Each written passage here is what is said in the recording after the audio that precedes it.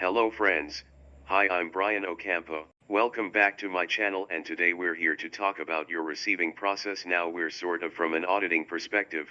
You think of it as loss prevention, and the first step in loss prevention is when product enters the venue. So if we're really loose right there at the outset of our processes, it opens the door to unscrupulous behavior. If there's people out there who are ill-intentioned, and they know that there is a bad process in your venue, they can take advantage of that. Meaning, more specifically, I see people all the time that are buying stuff off the back of a truck. Well, the stuff that's on the back of that truck, the driver selling for cash. Should someone else paid for that? So, want to make sure that our processes are tight, such that we're not the ones being taken advantage of in that circumstance. The other thing that happens too is if we're missing stuff in the business, people typically don't think, oh, we must not have gotten that. Sort of the default position on our industry is someone stole it at the bar or reported. We sort of track it straight to an employee problem, and that may not be the case, friends. So we want to make sure that we've got great accountability the minute product hits the venue from a receiving perspective. So how do we do that? 4 really easy, awesome things to lock this up for you. The first one is having a designated receiving area. I know there's some of you that do unattended deliveries, meaning you have stuff, might be food too, by the way, that comes in and no one's there. I need that in a specific area where the drivers drop that stuff off, and then I want you to put a camera on that space. So a lot of times, to drive the point home, I'll see drivers who come in, and some drivers will take kicks straight to the kick room, and some will leave them by the back door. Drivers will take the liquor to the office, and then some will take it to the closet area, and stuff's just happening all over the place. I want to lock that in, and communicate to all of our delivery drivers and all of our vendors, here's where we accept deliveries, and by the way, it's all on camera. We want to emphasize that we have accountability on this, and people are going to be a lot less likely to try to take advantage of you when they know that stuff's on camera. So if there's a dispute and something doesn't show up, and I have that uncomfortable call with your rep, and you say, hey, I never got this, and they say, look, you signed for it. Our driver said they delivered it. You signed for it, best we can tell you own it. That's an uncomfortable conversation. What I want you to be able to do is say, let's go to the tape, and you see it come in on tape. You got it? If it didn't show up on tape, didn't get it? Give me that credit.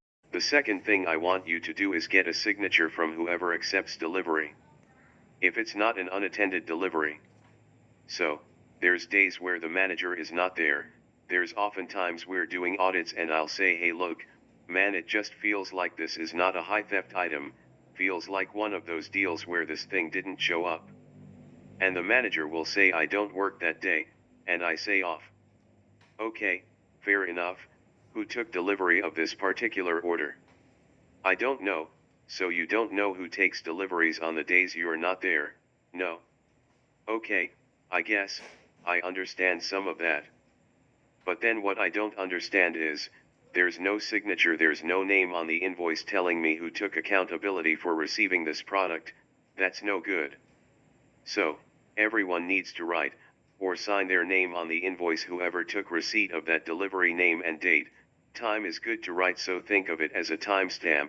We put that right on the invoice. The third thing we're going to do is check mark verify, so whoever it is that's taking receipt, even if you're the owner, I want you to check mark verify your invoice. Most of you already do this, but somehow, everything that comes in, I want you to physically put your eyes on that product and put a check mark verifying it. Don't put a check mark over any of the data. The check mark goes over to the side. Sometimes people scribble out, they do the craziest things, so then voices like can't read it afterwards. You still need to be able to read the invoice on your check mark verify process. Alright, that's 3. Number 4, the fourth thing I want you to do is denote any returns, shortages, breakages. Anything that's going on financially on the invoice or otherwise, I want that denoted on the invoice. There's even a lot of times where we'll have suppliers just send stuff.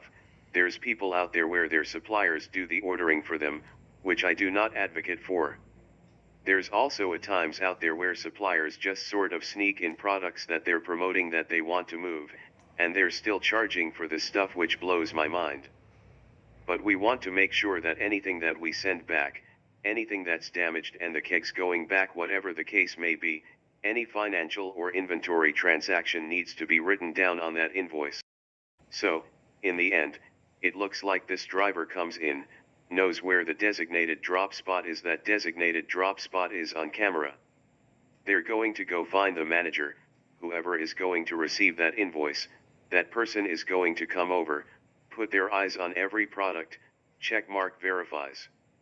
When they're done, they're going to sign their name that they verified everything that was coming in, and they're also going to make note of any returns, damages, anything like that that's going back to the vendor, and we have a complete and bulletproof receiving process, and that's going to eliminate a lot of stress out of the business, a lot of ambiguity out of the business, and frankly, make sure that we're not blaming somebody for losses that aren't their fault, which I know is important.